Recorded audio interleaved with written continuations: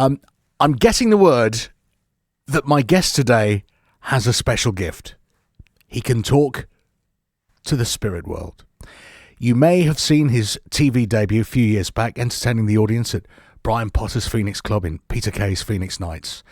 And he's live on stage to pass on his gift to you locally next year. This is Clinton Baptiste. Hello, Steve. Hello to all your listeners. I've got to tell you right now, Spirit's very, very strong and are with me now here. I've got, let me just look around, Steve. Just excuse me a second. I've got 6 or 7 spirits in the room with me, thus doubling your audience in one fell swoop. How rude. From the spirits that you have there, what can you gauge about me and the chat that we're about to have? Well, I've got a spirit here saying, don't worry, that will clear up with a bit of E45. Okay, let's move on. So they just say, that's not a problem. Don't worry, it's just yeast. Right, let me just make a note of that. E45. Yeah, E45. Yeah. And you're not to worry about that other thing, but maybe get yourself a hobby. Oh, thank goodness for that. Okay.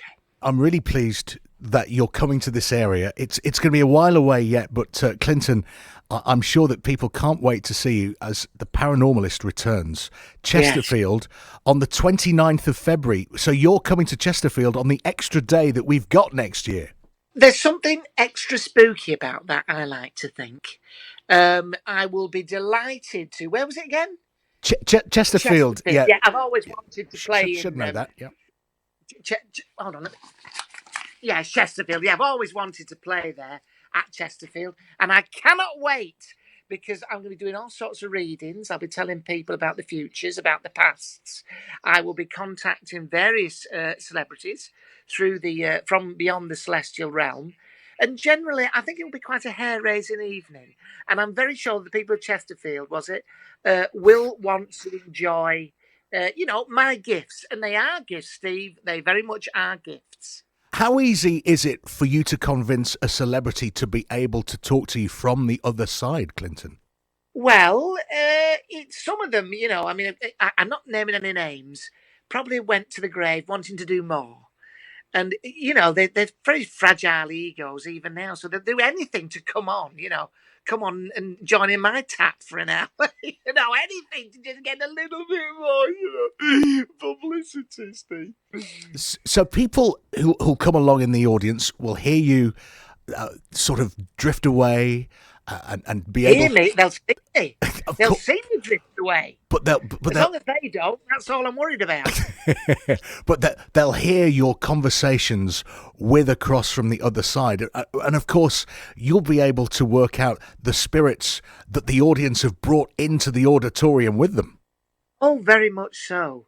Very much so. But if they do bring any spirits in, they must come in a plastic glass because they're very particular about that at the venue. But I will be convening with spirit. That's the technical term. And if people want to bring spirits in with them, I'm very happy to speak to them too.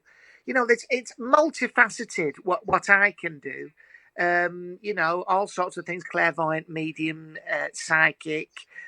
Some preliminary ballet and tap work, contemporary, motivational speaking, bar mitzvahs, children's parties, away day weekends, and murder mysteries. Yeah, I've got all the skills at my fingertips. For your special gift, though, to be able to talk across the spirit world, how did you discover you had this magical gift? Oh, well, it was a long story. Basically, one day I discovered I had this gift. I started to predict all sorts of things, that the Sinclair C5 would indeed be a lot of rubbish. I predicted that Jerry Dooley would be voted the hardest bloke in my year from class 4F. I then became, a clairvoyant, and I bought myself a spangly jacket, which I wore to, the school disco, where I predicted successfully that Jerry Dooley would beat me up at the end of the school dance. So it's a gift in many ways, And I don't like to use it, for cheapening things. People say to me, could you please tell me what the lottery numbers will be? And Steve, I've seen a photo of you, and all I'll say is, and that suit you're in that publicity photo, if I ever win the lottery, I will buy a suit like that. I just need those 3 numbers to come up. Oh, I got very excited there for a moment until the last sentence. I'm very Yeah, it was disappointed. sort of a joke, Steve. Don't worry. Yeah, I'm very, very disappointed. All right, 23, 34, 40. What's it go up to? Do you know what? There are 6 numbers. It's worth a go. This right? Tell me All 6 right. numbers. Let's see if All this right, works. I'll tell you what, it's worth a go. But Yeah, go on. If they even come out, Yeah. because the spirits say all sorts of things. Oh yeah. They say all sorts of things. They do get in a muddle. So if I do get something wrong, it's the spirits, not me. All right, Steve? Okay. But let's have a go. And if anybody wanted, look, if we win anything, I want a share of it.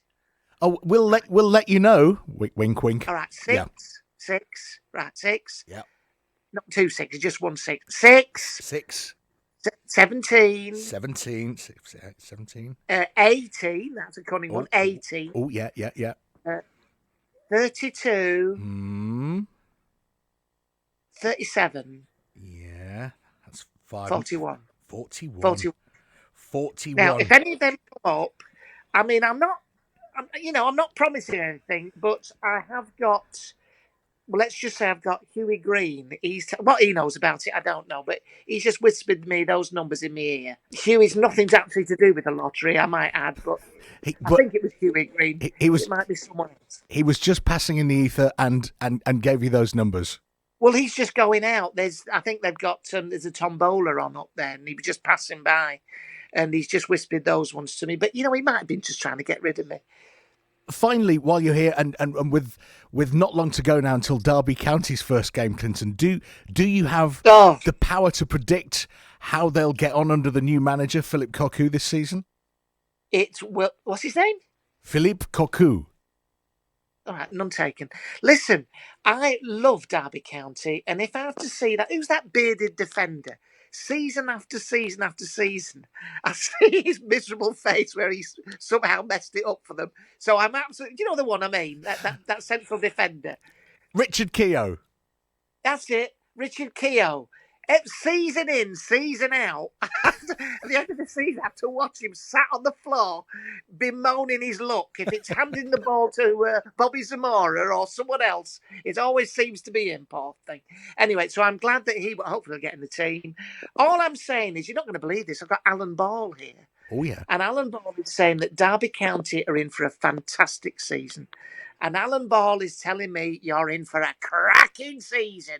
Clinton, before you go, I know that you have a podcast because I listen to it. So if you'd like to tell people where they can hear examples of your talent, then where should we be looking? Right, it's called Clinton Baptiste Paranormal Podcast. And it's on Global, or wherever you get your podcast from, you will find it. Clinton, it's been really nice to talk to you. You will be at the Chesterfield Pomegranate Theatre, but you knew that anyway, on Saturday, the 29th of February. And thank you for your advice at the beginning, of which I will act on. And good luck for your gig next year. All right, we'll stop the scratching and it should be fine. Spirits fading now. Fading now.